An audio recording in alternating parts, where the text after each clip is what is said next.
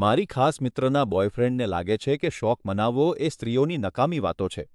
તેની એક બહેનપણીએ આત્મહત્યા કરી હોવાથી હું અંતિમ સંસ્કાર માટે તેને મારા ઘરે રાખ્યો છે. તેનો બોયફ્રેન્ડ તેને સપોર્ટ કરવા આવ્યો છે, પણ હકીકતમાં તે એક દુઃસ્વપ્ન છે. જ્યારે અમે ડિનર પર હતા ત્યારે તેણે મને કહ્યું કે છોકરીઓ જે લાગણીઓ અનુભવી રહી છે તે માત્ર સ્ત્રીઓની નકામી વાતો છે અને તેમણે હવે આ બધું છોડીને આગળ વધવું જોઈએ.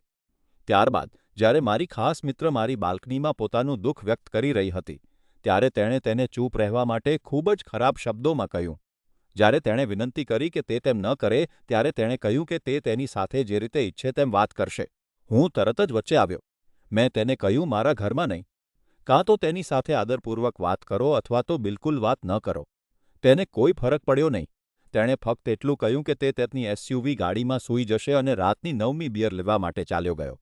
મારી મિત્રે આ વાતને નજરઅંદાજ કરવાનો પ્રયાસ કર્યો, પણ હું આ સહન કરી શકતો નથી. મેં નક્કી કર્યું છે કે અંતિમ સંસ્કાર પૂરા થાય ત્યાં સુધી રાહ જોઈશ અને પછી તેને સત્ય જણાવીશ. એકવાર તે ઘરે પહોંચી જાય પછી હું તેને કહી દઈશ કે જ્યાં સુધી તે આટલો અપમાનજનક રહેશે ત્યાં સુધી તેને મારા ઘરમાં આવવાની મનાઈ છે. શું રાહ જોવામાં હું ખોટો છું?